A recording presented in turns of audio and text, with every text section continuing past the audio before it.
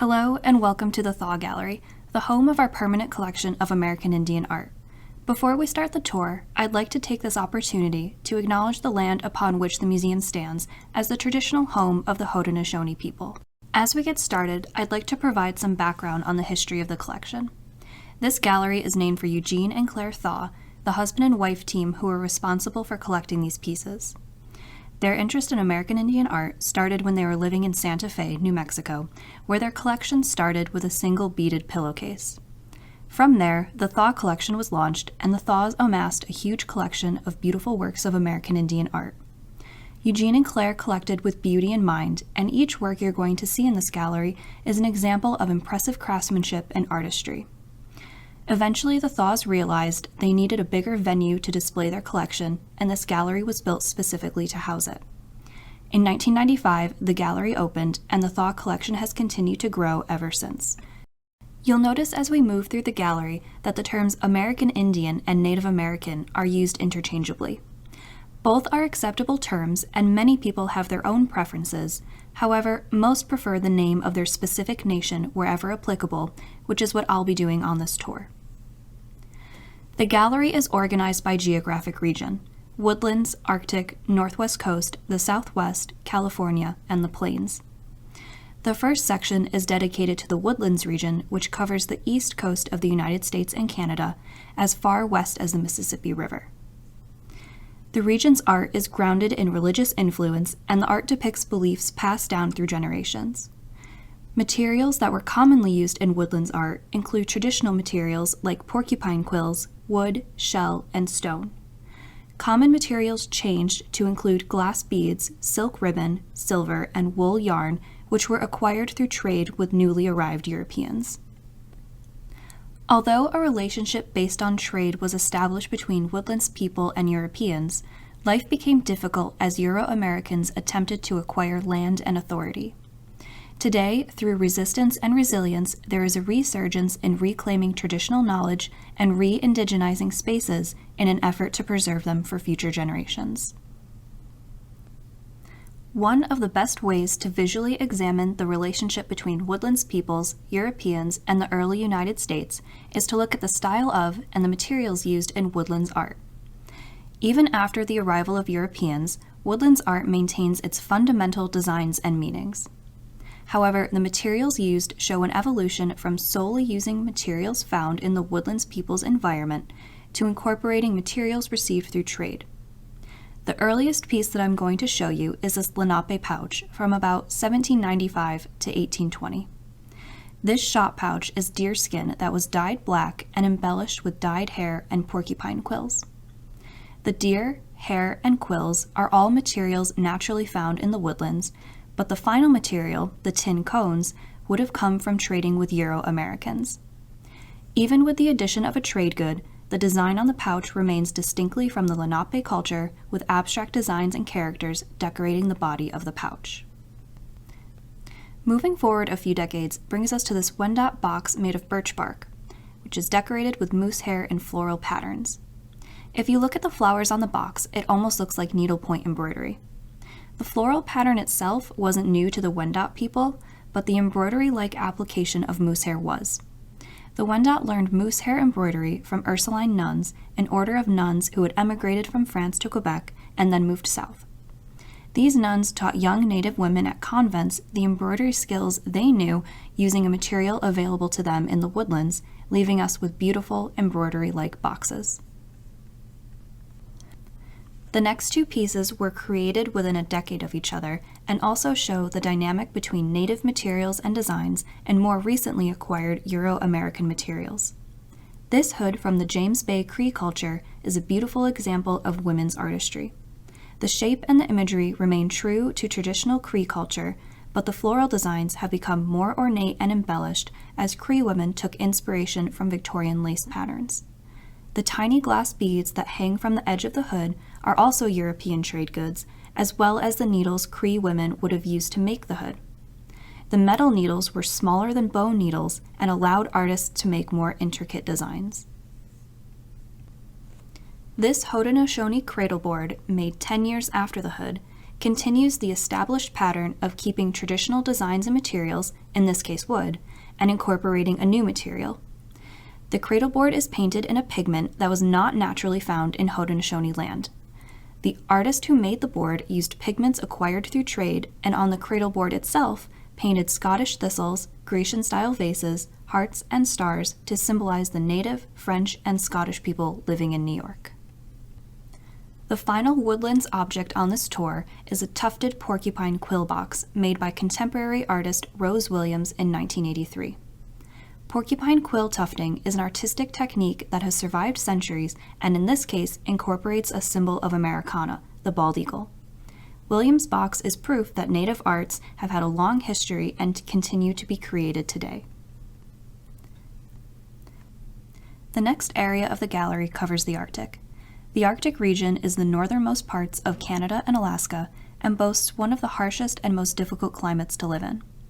Arctic art depicts the respect and reciprocity between humans, spirits, and animals. These relationships are celebrated with elaborate and beautiful masks used in dance ceremonies to honor animals' spirits or souls. Arctic artists also create small-scale utilitarian objects like sled toggles that were carefully made to please animal spirits and bring good luck to hunters. Despite the centuries of colonization, especially in Alaska, the ideas, symbolisms, and materials of the past are still alive in Alaska's contemporary arts. Traditions like carved ivory, elaborate masks, and woven baskets continue to reflect connections with the land, sacred traditions, and cultural protocols that have evolved over thousands of years. One of our collection's objects that was made for a spiritual purpose is a set of 2 Yupik dance fans. These fans were restored in 1998 by Chuna McIntyre, a Yupik artist, and everything from the materials, colors, and feather placement has cosmological symbolism. During restoration, McIntyre placed beach pebbles in the hollow of the fans, making them into rattles and giving them a voice controlled by the dancer.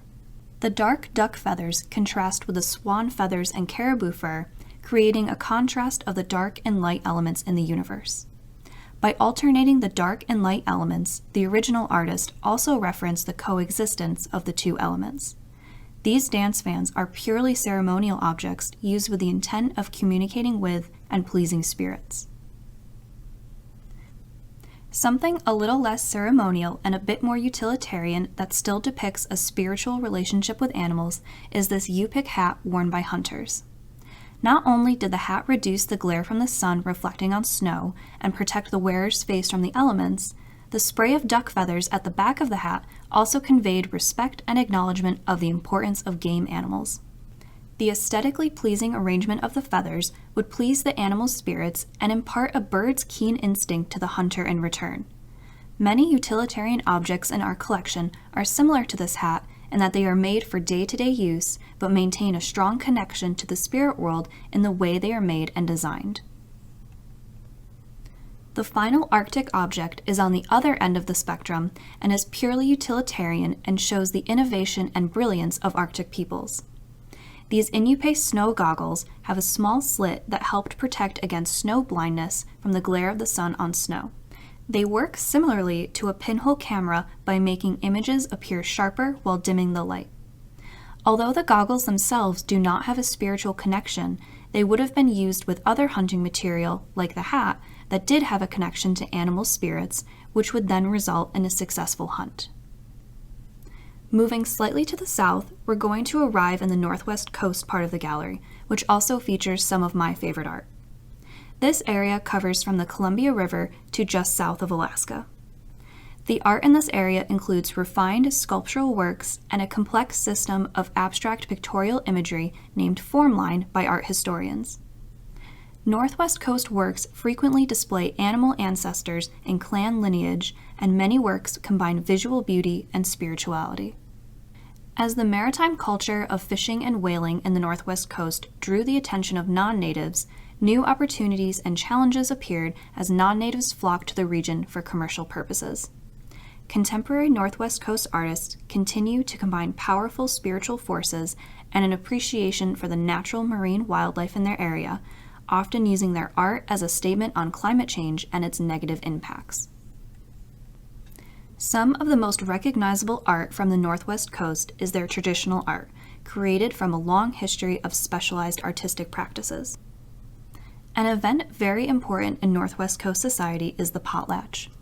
At a potlatch, a massive feast was thrown, possessions were given away, and stories were shared. A ladle like this would have been used to serve the various courses.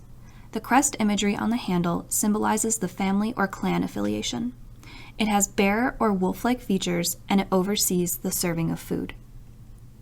Also used on special occasions is the Chilkat robe worn by Tlingit men and women. To make these robes, men would paint about one half of the robe on a pattern board, and women would then weave the robe to completion using the painted pattern as a guide. These robes are obviously very special in their own right, but are also an excellent example of how two artists can create work together to create one beautiful piece of art. Perhaps one of the more iconic elements of Northwest Coast art is the totem pole, and I'd like to talk about the totem pole you saw at the beginning of the tour. Haida artist Reg Davis designed that totem pole for the Fenimore, and it was put into place on the museum's front lawn in 2010. The story told on the pole is that of ravens stealing the beaver's lodge. Putting the totem pole on the grounds of the museum was a really exciting moment for us, as it gives visitors an idea of what a totem pole in the Northwest Coast would have looked like. Although the Northwest Coast has a thriving traditional art scene, it also has a strong market for tourist trade art. Carved figures made of argillite, like these sailors, would have been sold to tourists as souvenirs. The inspiration for the sailors' clothing would have come from the non-native whalers who hunted whales off the Northwest Coast as a part of the commercial whale oil trade. Argillite carving was not a new technique, it was just tailored to fit tourist tastes in the 19th century. Similar to the argillite sailors is this carving of a young Northwest Coast woman. She was also made for the tourist trade, and her appearance is that of a high-ranking person. Tourist trade items were not limited to carved figures, but also included woven baskets like this one. Tlingit weavers produced highly decorated baskets to appeal to Victorian buyers. In these baskets, the top is hollow and filled with pebbles, and the pattern found on the edge of the rim almost always matches the pattern on the bottom. The next area of the gallery is home to art from the Southwest, which covers most of the present-day four corner states, namely Arizona, New Mexico, and Utah. In the Southwest, tribes are known for their highly developed artistic practices, and each tribe has perfected a different art form. For example, the Diné are known for their weaving and jewelry, the Apache for their basketry, and the Pueblo peoples for their ceramic arts. Some Southwest native culture is blended with traditions learned from the Spanish, as the Southwest was the earliest region to interact with Europeans. However, that meeting led to a difficult period of colonization that resulted in Southwestern peoples being forced onto reservations. In spite of a tumultuous and often difficult relationship with colonizers and later the United States government, Southwestern traditions survived. The resiliency of Southwestern people is rooted in respect for the responsibility to care for one another, the land, and animals, and the ability to adapt to change. In Southwestern art, there is also a strong tradition of women-led arts, especially in weaving and pottery. If we start with these two Diné blankets, we're immediately led to the story of Spider-Woman, who is an integral part of Diné cultural narratives. In one story, two women go to Spider-Woman looking for help in getting through the winter. She taught the women to make yarn from sheep's wool, dye it, and weave it. The women were then able to teach their village to weave, and the weavings were sold to help them survive the winter. Diné women as weavers and providers dates back centuries, and contemporary artists continue to weave both for their own people and enjoyment, and provide an income for their families. In Pueblo culture, ceramic making is also spearheaded by mainly women. One of the more iconic types of Southwestern pottery is the Santa Clara Pueblo black ceramic.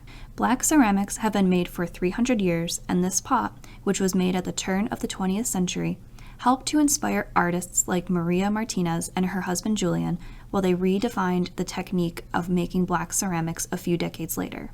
In that husband and wife team, Maria formed the vessels and Julian painted them. She was especially known for her black ceramics. Another ceramicist working a little earlier than Maria Martinez was Nampeo, a Hopi artist who found inspiration for her pottery from the work of her female ancestors. Her work was so highly treasured that people came to her area just to buy her pottery. Nampeo also passed her knowledge of pottery down to her great-granddaughters, and they continue to produce extraordinarily beautiful pieces. The final female ceramicist in this section is Helen Cordero. who made this storytelling figure to honor the memory of her grandfather, who was a famous storyteller in the Cochiti Pueblo.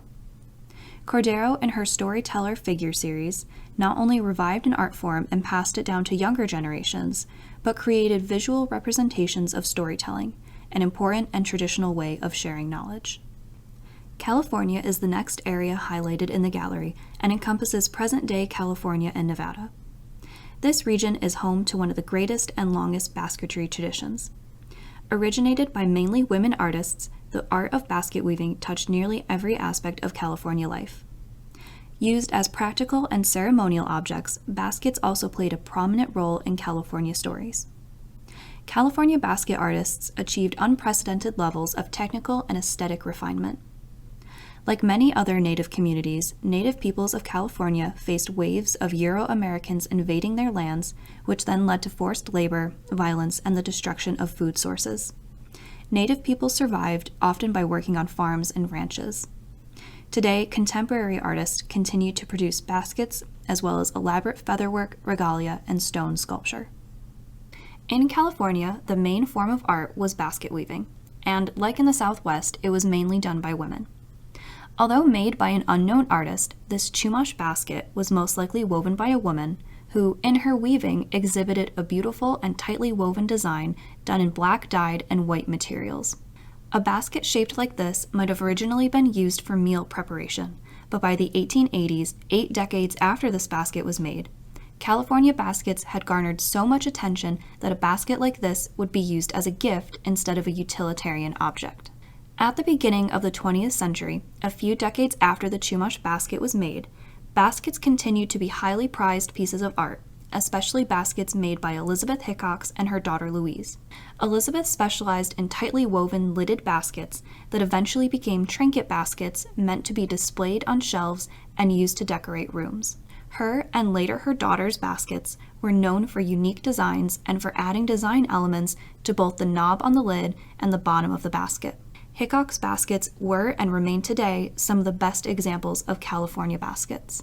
A more recently identified basket weaver named Mary Dick Tupino also produced baskets around the same period as the Hickox. She created designs representing human figures and cross motifs using black-dyed fern roots and red-brown redbud shoots. All 3 of these women, as well as the unnamed Chumash basket weaver, are each highly talented artists in their own right and have played a huge role in the continuation of California basketry. The gallery ends with a section on the plains, which is the area of land between the Mississippi River to the east and the Rocky Mountains to the west. Plains culture was built on portability. Possessions had to be readily packed in pursuit of buffalo. This defined material culture and artistic expression into designing beautiful objects that could be easily moved.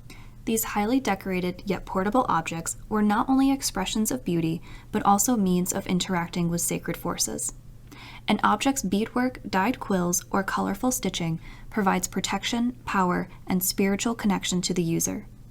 By wearing and using powerful objects, people were empowered by the sacred force within the object. Also reflected in art are dreams had by the people who made the art.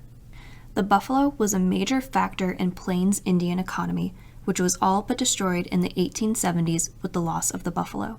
Without the buffalo, and with the forced transition to reservation life, the United States intentionally eliminated Native culture, religion, and language, which undermined the kinship ties at the foundation of Plains' economic, political, and social structures. Through a resurgence in Native arts, Plains people are reclaiming and rebuilding the culture taken from them in the 19th and 20th centuries.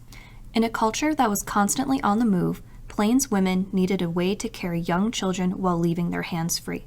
The Kiowa cradleboard, perhaps one of the more recognizable objects from the Plains, was the solution. Like the cradleboard from the Woodlands culture, the Plains cradleboard is a mix between traditional make and design and materials acquired through trade or purchase from Euro-Americans. The tiny glass beads and the silver tacks are the materials from the Euro-Americans, but the vibrant abstract designs are purely from the Kiowa maker. The cradleboard was also a joint effort between expectant parents. Soon-to-be fathers made the frame of the cradleboard, and his wife would do the beadwork. Cradleboards like this were made with prayers imbued into the beads and were also prized family heirlooms and often passed down to the next generation. For everything else that needed to be packed and moved quickly, Plains people relied on parfleche, envelope-shaped containers, to carry their belongings. Parfleche is a French-Canadian word from par and flèche, meaning to turn an arrow, as parfleche were originally associated with the rawhide shields carried by warriors. As storage, parfleche often carried foodstuff, but were also used to carry clothing and personal belongings. The abstract painting on the outside was done by a woman artist, as women on the plains normally produced abstract art, whereas men would produce more realistic figural works. Although the parfleche is associated with shields, actual shields used by plains men were a warrior's most sacred possession. Each shield had its own ritualistic handling and associated face paint and songs for the owner of the shield. The designs painted on the shield often came from dreams, making each one a unique object of protection for the user. These designs were also only revealed in battle to confuse the enemy and protect the shield's carrier. A more contemporary image of a plains warrior is seen in Joyce Growing Thunder's warrior figure. Joyce is well known for her beadwork and quillwork and specializes in traditional Northern Plains regalia. She learned bead and quillwork from her grandmothers and passed the skills on to her daughter and granddaughter. Although this figure isn't carrying a shield or dressed as a warrior in the traditional sense, he is still depicted in traditional Plains regalia and carries a pipe bag and tomahawk. From cradleboards and shields to contemporary figures, Plains art is still defined by beautiful abstract design, tradition, and spiritual protection. Thank you for joining me on this tour of the Thaw Gallery. I hope you get a chance to visit in person soon. Please stick around for a short Q&A with me, and I'd be happy to answer any questions you might have.